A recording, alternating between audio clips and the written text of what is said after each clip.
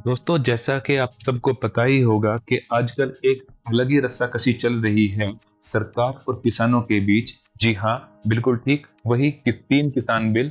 दोस्तों, आज हम लोग उन्हीं तीन किसान बिल्स के बारे में बात करेंगे और थोड़ा एनालाइज करने की कोशिश करेंगे कि प्रॉब्लम्स क्या हैं और किसानों के डर क्या है। नमस्कार मित्रों, स्वागत है आपका अपने YouTube channel the light house show में।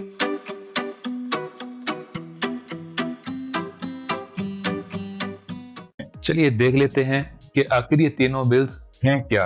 पहला बिल है farmers produce trade and commerce promotion and facilitation act 2020, कृषि उपज व्यापार एवं वाणिज्य संवर्धन एवं सरलीकरण एक्ट 2020। एज पर गवर्नमेंट, ये एक्ट किसानों को छूट देता है अपनी फसल कहीं भी बेचने के लिए, मंडी के अंदर या मंडी के बाहर। इसमें एक चीज और लिखी है कि अगर आप मंडी के बाहर कोई भी सामान खरीदते या बेचते हो तो उस पर कोई टैक्स नहीं लगेगा। अब देख लेते हैं यहाँ किसानों के डर क्या है।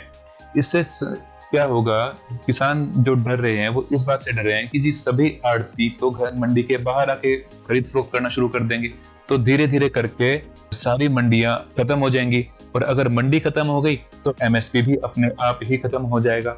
तो अब जो मेजर मांग किसानों की थी वो ये थी कि सरकार कानून लाए कि मंडी या मंडी के बाहर जहां भी खरीद फरोख्त हो एमएसपी से नीचे ना हो। मतलब बाय लॉ एमएसपी से नीचे खरीद गैर कानूनी होनी चाहिए। एक तरह से देखा जाए तो ये मांग जायज भी है, क्योंकि अगर एमएसपी नहीं होगी, एक फिक्स रेट नहीं होगा क्वालिटी के हिसाब से, तो जो लाला लोग हैं, जो आड़ती है, वो तो किसान का शोषण कर ही रहा है और आगे भी करेगा ही। यहाँ एक चीज और है कि अगर टैक्स नहीं है तो वो और ज्यादा है, फिर खुले हाथ से किसान का शोषण करेगा। वैसे गवर्नमेंट कह तो रही है कि एमएसपी खत्म नहीं होगा, लेकिन मुझे ये बात समझ नहीं आ रही कि इन्हें लिख के देने में क्या दिक्कत है। यहाँ सरकार एक काम और कर सकती है कि जैसे सोने का रेट गवर्नमेंट डिक्लेयर करती है अलग अलग जोन्स में, इसी तरह भारत को 4 अलग जोन्स में बांट के जो गेहूं है या चावल है, जो भी फसल है, उसका उसकी अलग अलग वैरायटी का एक रेट निकाल दे हर जोन के लिए। तो किसान अपने यहाँ के जो रेट होंगे उसको आसपास की मंडियों में भी सेम ही रेट मिलेगा। अब चाहे मंडी में बिके या जहां मर्जी ले, सेम मतलब जो भी रेट है वो है ही। तो उसमें किसान का काम आसान हो जाएगा, उसे भागना नहीं पड़ेगा कि यहाँ की मंडी में अच्छा रेट मिल रहा है तो वहां जाऊंगा, या दूसरी मंडी में अच्छा मिल रहा है या तीसरा आदमी अच्छा दे रहा है। एक रेट है मतलब एक रेट है, बात खत्म। चलिए बात कर लेते हैं दूसरे बिल के बारे में। दूसरा बिल है farmers empowerment and protection agreement of price assurance and farm services bill 2020, कृषक सशक्तिकरण व संरक्षण, कीमत आश्वासन और कृषि सेवा पर करार एक्ट 2020। दोस्तों, ये एक्ट कॉन्ट्रैक्ट फार्मिंग के लिए लाया गया है। इसमें अच्छी बात यह है कि किसी भी एग्रीमेंट में कोई भी प्रॉपर्टी ट्रांसफर नहीं होगी किसी भी हाल में। खराब बात यह है कि विवाद के मामले में किसानों को सिविल केस दायर करने की छूट नहीं है। एग्रीमेंट वायलेशन होने पर मामले की सुनवाई एसडीएम करेगा और अपील डीएम के पास होगी। चलिए अब बात कर लेते हैं किसानों के डर के बारे में। अगर कंपनीज और ऑफिसर्स मिल गए तो तब क्या होगा। वैसे तो आप सबको पता ही होगा कि सरकारी महकमों में रिश्वत एक रिवायत की तरह चलती है, मतलब पैसा दो और कुछ भी करा लो। इस मिली भगत में किसान की कौन सुनेगा। ये डर वैलिड भी है ये चीज कि किसान तो बेचारे, किसान के पास तो पैसा है ही नहीं देने के लिए, वो कहां से देगा, तो उसकी सुनवाई तो बस समझो ना ही है। एक डर और है किसानों में, वो है बंधुआ बनने का। मान लियो कि किसी कंपनी ने किसी किसान के साथ कोई एग्रीमेंट किया कि भाई आपको फला फसल हमें उगा के देनी है, इतने रुपए हम आपको देंगे, लेकिन टाइम पे आके वो लोग कहते हैं कि जी आपकी क्वालिटी अच्छी नहीं है, मतलब क्वालिटी डिससेटिस्फैक्टरी बता के वो फसल की पूरी कीमत देने से मना कर देते हैं। तो उस केस में किसान को तो कुछ मिलना है नहीं, और अगर उसने कुछ एडवांस लिया हुआ है तो कंपनी उसके एवज में किसान को बाध्य कर सकती है अगली फसल के लिए भी, क्योंकि किसान तो पैसा वापस कर नहीं पाएगा। और अगर ये अमाउंट बहुत ज्यादा हुआ तो कंपनी किसान की जमीन को भी नीलामी की प्रोसेस में डाल सकती है, मतलब किसान तो बेचारा बेजमीन हो जाएगा। अब यहाँ किसानों की मांग ये है कि किसानों को ज्यादा सुरक्षा के ऑप्शंस मिलने चाहिए ताकि वो कंपनीज के सामने ज्यादा आसानी से खड़ा रह सके।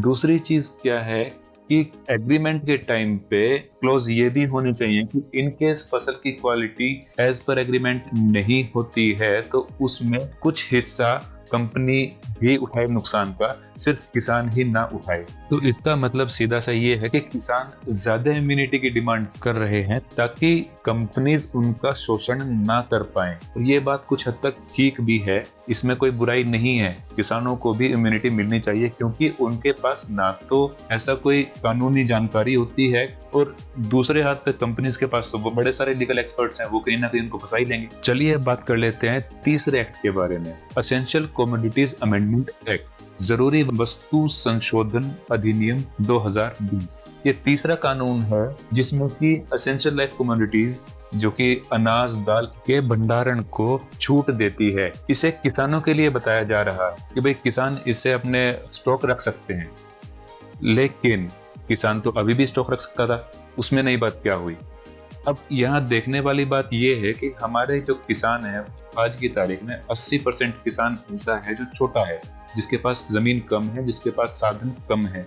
वो तो बेचारा पहले ही मजबूर है, वो स्टॉक नहीं करता, क्योंकि अगर उसकी पहली फसल जाएगी तभी ना वो दूसरी फसल बो पाएगा ना। वहीं अगर हम दूसरी तरफ देखें तो जो लाला लोग हैं, लड़की हैं, या जो भी जिसके पास भी पैसा है उसको तो लाइसेंस मिल गया जमाखोरी करने का। उससे क्या होगा कि जो मार्केट के अंदर किसी भी एक कमोडिटी की आर्टिफिशियल कमी बना दी जाएगी और उसके बाद उसके जब रेट बढ़ जाएंगे तो मार्केट में निकाल दी जाएगी, तो उससे मुनाफा होगा किन्हें, जो लाला लोग हैं उन्हें।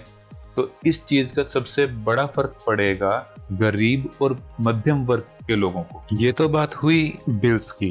अब बात कर लेते हैं कि इस आंदोलन में सबसे ज्यादा फायदा किसे हो रहा है। मेरे हिसाब से यहाँ सबसे ज्यादा फायदा हो रहा है देश विरोधी ताकतों को और मीडिया को। कैसे? मीडिया की टीआरपी बढ़ रही है और देश विरोधी ताकतों को मजा आ रहा है कि एक बार को हिंदुस्तान पूरी तरह अनस्टेबल हो चुका है। यहाँ सबसे ज्यादा नुकसान है सरकार को, किसानों को। सरकार को इसलिए कि सरकार अपनी क्रेडिबिलिटी खोती जा रही है किसानों की नजरों में।